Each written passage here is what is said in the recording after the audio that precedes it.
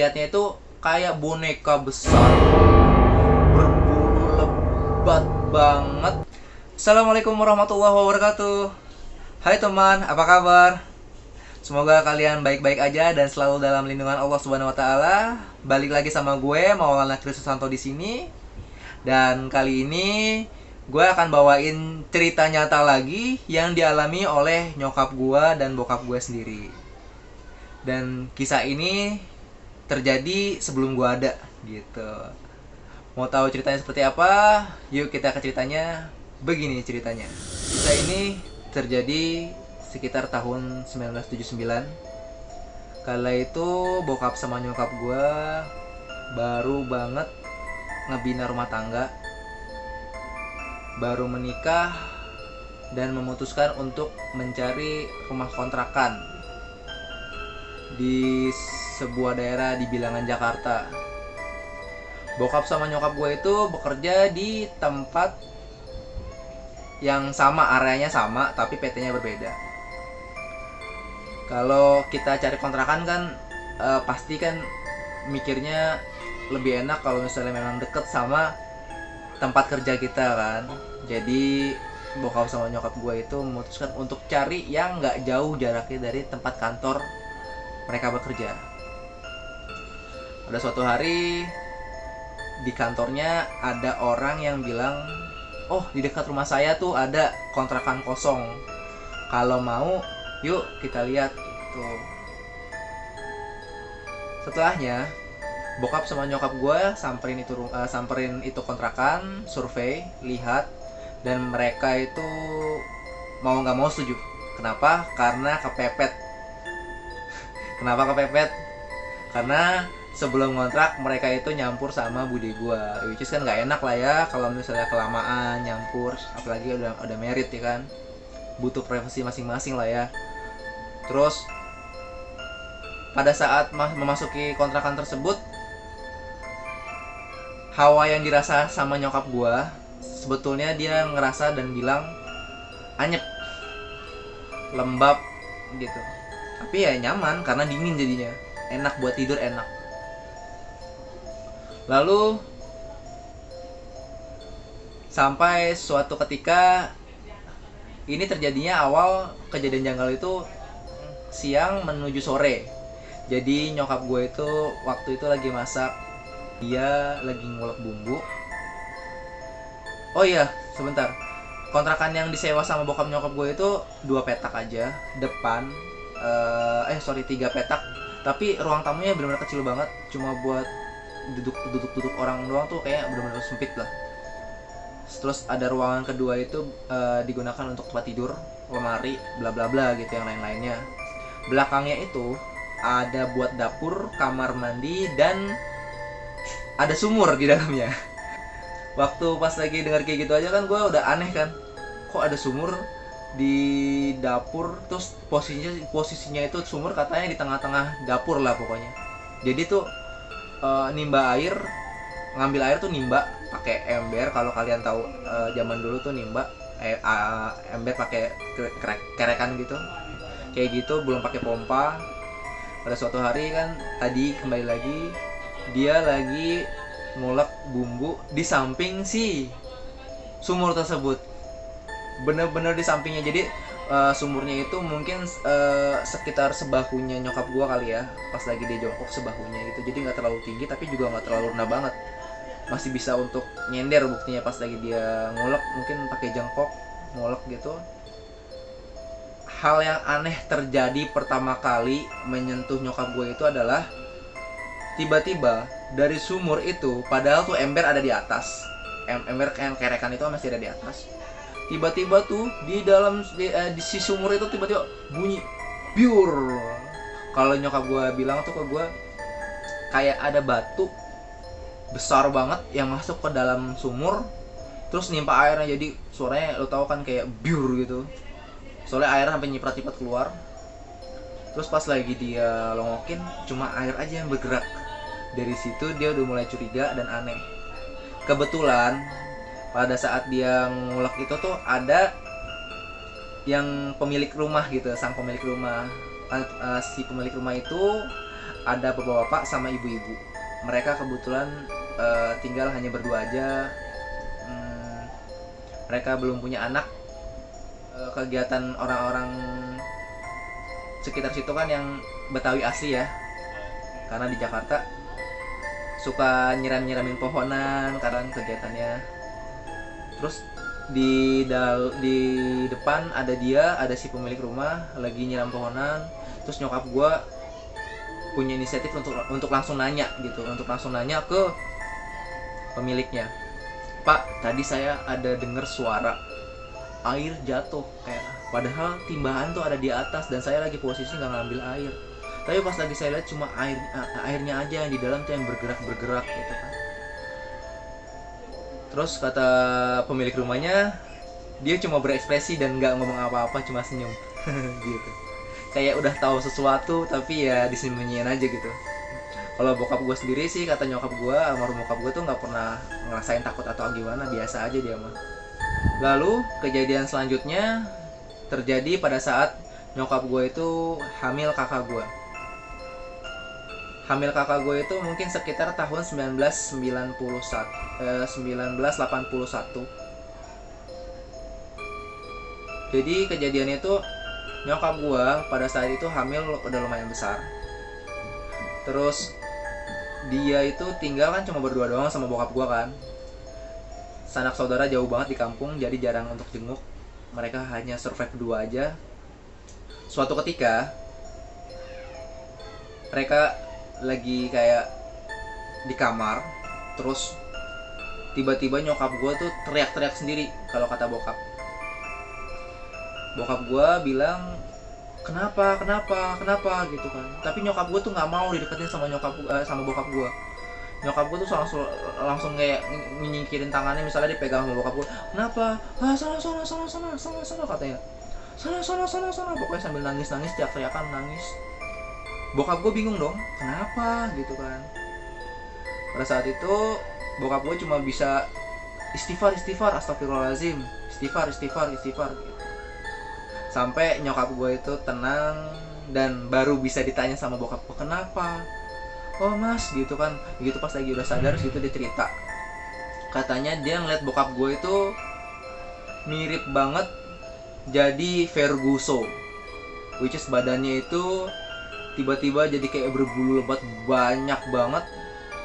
Kalau dia bilang tuh kayak King Kong, gede banget. Yang menurut penglihatan nyokap gue itu si kayak King Kong gitu, deketin nyokap gue, dan nyokap gue itu ya pasti otomatis teriak takut dong.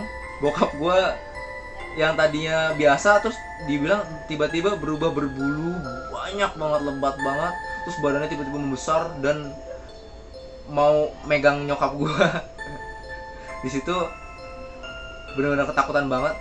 Pada saat gue dengar cerita dari nyokap gue pun, dia benar-benar yang kayak masih inget banget jelas kayak gimana rasanya pada saat itu. Setelahnya nyokap gue ngelihat bokap gue kembali sedia kala, ya bulu-bulunya itu tiba-tiba menghilang, terus badannya menyusut jadi ukuran normal manusia, layaknya manusia gitu. Kejadian selanjutnya itu terjadi pada saat kakak gue sudah lahir. Sebagai kakak, bude gue pasti dong ikut bantu lah ya, datang ke rumah untuk sekedar ngebantu apa gitu. Pada saat itu dia ke dapur, entah dia mau ngapain atau mau buat apa buat ke nyokap gue. Tiba-tiba di dapur yang kondisinya itu pintu belakangnya tertutup, yang nggak mungkin lah pokoknya kalau ada yang bisa masuk ke situ tanpa melalui pintu tengah gitu, dari pintu yang kamar gitu untuk ke dapur. Nggak mungkin gitu, nggak mungkin bisa, nggak masuk akal. Tapi yang terjadi pada saat dia mau bikin sesuatu di dapur, dia lihat ada ayam. Kalau dia tuh nyebutnya tuh ada ayam biang itu ayam perempuan yang lagi ngeremin anak lah pokoknya, yang bulunya megar gitu. Kalau kita deketin pasti matok, biasanya kayak gitu, yang galak-galak gitu. Itu dia ngelihat induk ayam atau biang ayam itu lagi keliling-keliling di sekitaran sumur. Dan yang anehnya itu dia nggak tahu tuh ayam datangnya dari mana dan siapa yang miara, karena nggak ada ayam di situ. Mestinya nggak ada yang miara ayam di situ. Tapi tiba-tiba dia lihat ayam keliling-keliling di sekitaran sumur gitu. Jadi kayak lu tahu kan kayak keliling-keliling gitu loh. Untuk ayam juga nggak tahu dari mana asalnya, tiba-tiba ada dan dia keliling-keliling. Otomatis karena bude gue itu nggak terlalu berani, dia langsung nggak jadi nggak jadi untuk buat apapun. Dia langsung balik lagi ke kamar. Gak tahu pastinya tuh ceritanya kapan ke nyokap gue, setelah itu kah atau beberapa waktu kemudian baru cerita. Yang kedua ada lagi nih, dari bude gue. Nyokap gue itu kan 4 bersaudara. Jadi bude gue yang ditumpangin dulu rumahnya itu adalah kakak atau anak nomor 3 dari nyokap, dari nenek gue. Jadi itu kakaknya nyokap gue langsung lah, yang nomor 3, karena nyokap gue bontot. Nah ada lagi kakak yang nomor 1 datanglah dari kampung untuk ngebantu juga gitu, untuk ngelongokin anak atau ponakannya juga kan, which is kakak gue dilongokin. Dia waktu itu nginep karena dari kampung, otomatis dia nginep. Pada saat dia nginep beberapa hari, suatu ketika ada kejadian aneh. Ini relate banget karena cerita ini tuh dari 2 perspektif yang berbeda. Pertama gue ceritain dari perspektif bude gue dulu. Bude gue itu lagi ngobrol-ngobrol sama nyokap gue, sama kakak gue, lagi berbincang-bincang. Kakak gue itu mungkin sekitar umur 4-5 tahun, karena dia udah mengingat kejadian itu dan otaknya tuh udah hafal, pokoknya intinya masih inget kejadiannya kayak gimana, dan sampai sekarang dia masih inget apa yang terjadi. Jadi pada saat itu tuh nggak terlalu malam, mungkin waktunya sekitar pukul 8 atau 7 atau 8 malam lah. Mereka lagi ngobrol-ngobrol, waktu itu belum ada TV waktu tahun 1980-an itu masih lumayan harganya ya. Bokap nyokap gue masih belum punya TV, jadi nggak ada hiburan apapun, cuma bisa ngobrol-ngobrol aja. Terus pas lagi asik-asik ngobrol, tiba-tiba pintu belakang atau pintu dapur itu terbuka. Layaknya film-film horor gitu bunyinya, kata bude gue itu kayak gitu, pokoknya kayak film horor yang gitu kan, tahu kan? Yang bunyi pintunya itu kayak engselnya itu udah karatan gitu. Terus kakak gue di situ sama bude gue sama nyokap gue sempat bingung, kok pintunya terbuka gitu, padahal jelas banget sebelumnya itu pintu udah dikunci pakai slot, bukan pakai yang cuma gitu doang, di slot. Kalau misalnya teman-teman tahu tuh slotan pintu ya kan, yang besi-besi gitu ya, ceklek gitu doang, pakai seperti itu, dan itu terbuka sendiri. Penasaran dong, bude gue lihat ke arah pintu, dan apa yang terjadi? Tiba-tiba bude gue teriak-teriakan nggak karuan. Pokoknya ekspresi nyokap gue tuh pas lagi ngebilangin itu ke gue tuh kayak gitu, heboh lah pokoknya. Sampai yang punya kontrakan atau si ibu yang punya kontrakan itu datang lewat pintu dapur yang sama tadi sambil ngomel-ngomel, ada apaan sih nih? Kayak gitu kan, malam-malam juga teriak-teriakan gitu. Karena di situ tuh kontrakannya bukan petak-petakan gitu ya, maksudnya yang tetanggaan sama orang lain, enggak. Kondisinya tuh di situ tuh cuma rumah induk atau yang punya rumah tuh gede, terus sebelahnya tuh nyokap gua, terus depannya itu ada kontrakan lagi satu, itu kecil banget, gua nggak tahu waktu itu ditempatin sama siapa. Gue juga sempat ngeliat sendiri sih rumahnya pada saat gue SD, jadi masih nyambung waktu itu gue. Intinya itu tuh di ruang lingkup bertigaan doang, di 3 rumah di satu daerah situ doang. Jadi kalau misalnya pun ada yang teriak, nggak susah banget orang luar tuh untuk ngedengar itu. Karena benar-benar kayak di pagar gitu depannya. Di pagarnya pun bukan pagar-pagar besi gitu, pakai tembok tinggi gitu.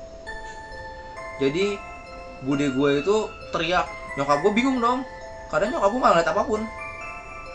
Sampai si yang punya kontrakan itu datang sambil ngomel-ngomel, barulah dia berhenti. Dan setelah berhenti, nyokap gue tanya dong, kenapa mbak, ada apa? Dia bilang pada saat dia ngecek pintu yang terbuka sendiri, dia lihat ada sosok Ferguson atau yang nyokap gue bilang tuh kayak King Kong, gede banget, ngeliatin dia dari arah pintu lalu lari seolah-olah mau nomprok, padahal tuh yang terjadi adalah dia dilompatin oleh makhluk tersebut. Oleh karena itu dia takut setengah mati, pokoknya dia bener-bener bingung mesti ngapain dan takut. Ujung-ujungnya tuh kalau nyokap gue yang ceritain gue tuh kayak dia kayak gitu, kayak jongkok sambil gitu, saking takutnya sambil teriak-teriakan. Dan di situ kakak gue pun, nih dari perspektif kakak gue sekarang ya, kakak gue pada saat kejadian itu dia juga melihat pintu itu terbuka sendiri karena dia juga ikut dong. Anak kecil kan lo tahu kan ya, kalau misalnya dia ada apa nih dia penasaran, terus dia ngikutin juga tuh, ngikutin ke pintu belakang, dia ngikutin ke pintu belakang. Dia nggak ngeliat apa-apa pada saat itu. Pada saat itu dia nggak ngeliat apa-apa, dia cuma ngeliat bude gue teriak-teriakan. Dan di saat bude gue teriak-teriakan itu, dia lihat di dekat bude gue itu ada makhluk ya yang sama, tapi kalau perspektif kakak gue ngelihatnya itu kayak boneka besar berbulu lebat banget, berwarna coklat, matanya merah, agak bertanduk tapi nggak bertaring, bibirnya hitam, bener-bener yang gede banget katanya, kayak boneka tapi versi besar, gede banget. Tapi kakak gue di situ nggak takut, maksudnya nggak teriak-teriakan, nggak nangis, dia cuma bengong aja ngeliatin karena dia nggak ngerti itu apa gitu. Dan sosok itu kata kakak gue berdiri di tempat, kalau zaman dulu gue di kontrakan itu tuh nggak semua kontrakan pakai keramik ya. Kontrakan yang keramik itu pasti harganya mahal-mahal banget lah pokoknya. Kontrakannya itu masih pakai peluran, lo tahu semen yang cuma asal semen gitu doang. Nah itu dia berdiri di semen yang entah kenapa tuh semen warnanya berbeda. Jadi kalau di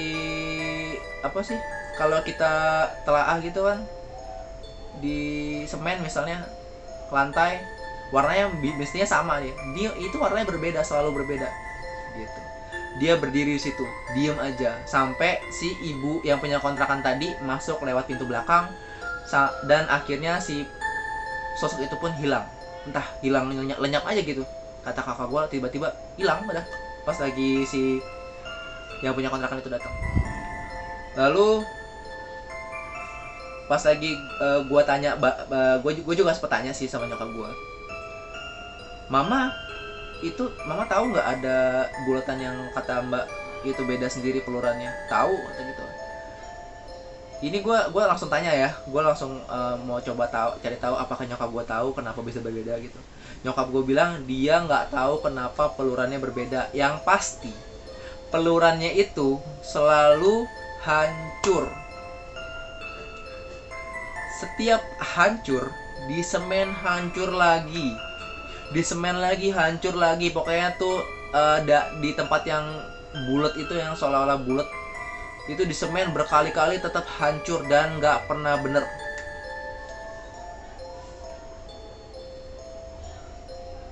Kalau gue sih berpikirnya kayak kok kayak ada something yang nggak bener ya di situ ya, ada apa ya sama gitu. Kalau gue yang sekarang sih, tapi nyokap bokap gue sama kakak gue itu nggak ada naruh curiga apapun, karena itu terbukti mereka tinggal di rumah tersebut selama kurang lebih 11 tahun gitu. Kejadian selanjutnya itu terjadi pada saat proses kelahiran gue. Gue lahir tahun 90 di sebuah rumah sakit karena nyokap gue nggak bisa ngelahirin gue secara normal. Biasanya kan kalau misalnya lahir di bidan lah ya pada saat itu. Gue lahir di rumah sakit karena posisi gue itu gak masuk panggul alias sungsang gue. Lalu nyokap gue menjalani sesar di rumah sakit tersebut. Pada zaman itu kan sesar itu masih dianggap tabu ya bagi orang-orang yang mau menjalani sesar atau kelahiran menggunakan operasi gitu. Jalur operasi itu kan kayak yang ngeri, masih kayak gitu-gitu. Dan setelahnya nyokap gue dinyatakan boleh pulang after operasi.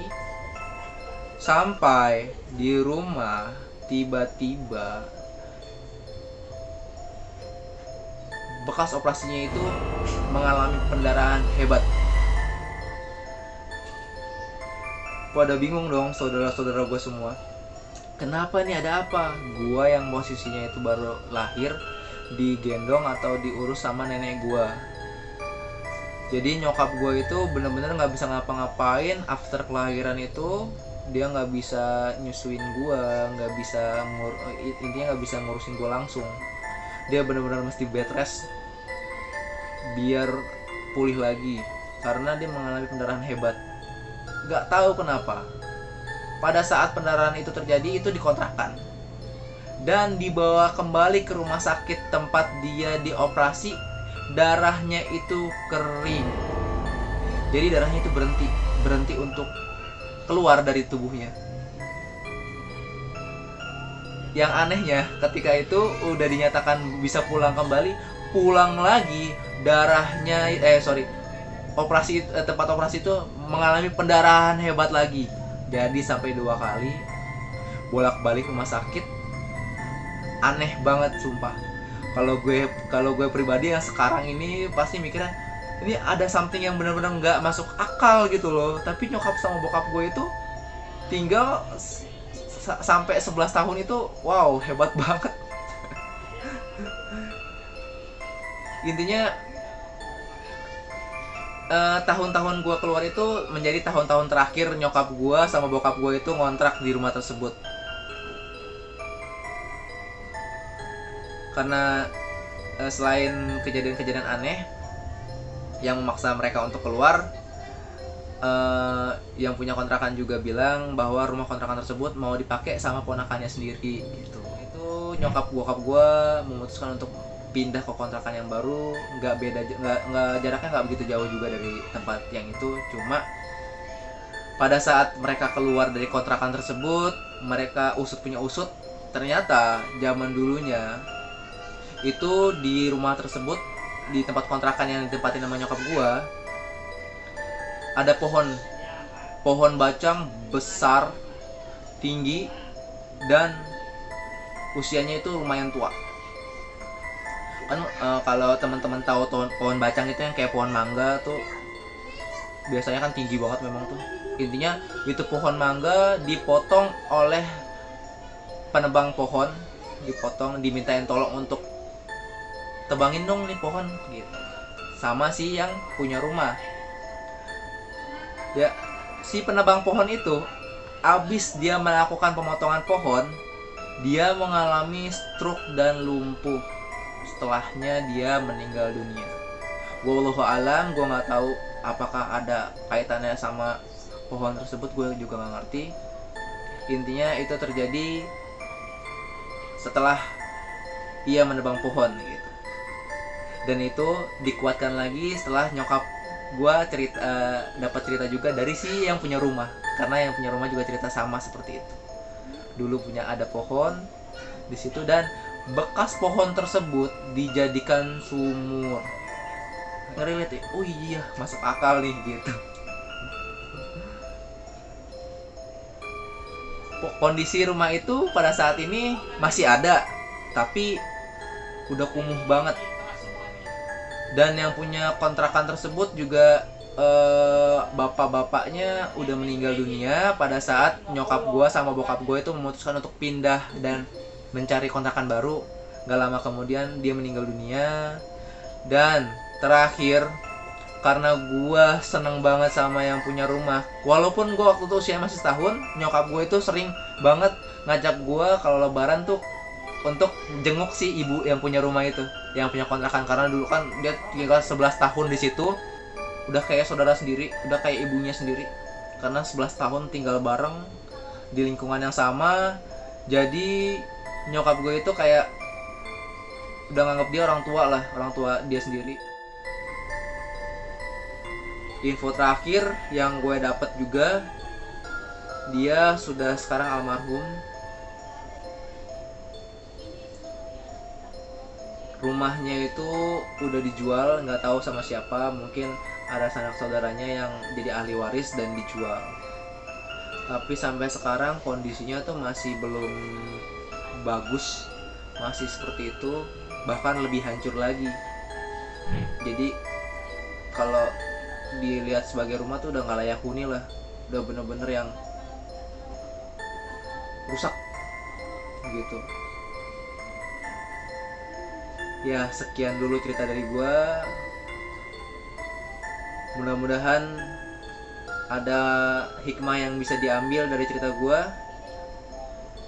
Semoga apa yang gue ceritakan ini menjadi informasi dan bermanfaat buat teman-teman semua. Kalian ada dalam posisi kayak nyokap gue sama bokap gue rasain pada saat tinggal di suatu tempat, apalagi itu ngontrak dan udah gak nyaman, lebih baik cari kontrakan lain atau tempat tinggal lain.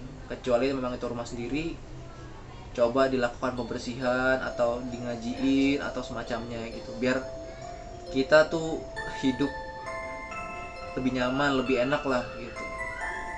Akhir kata, Assalamualaikum warahmatullahi wabarakatuh. Gue Maulana Kristusanto. Bye.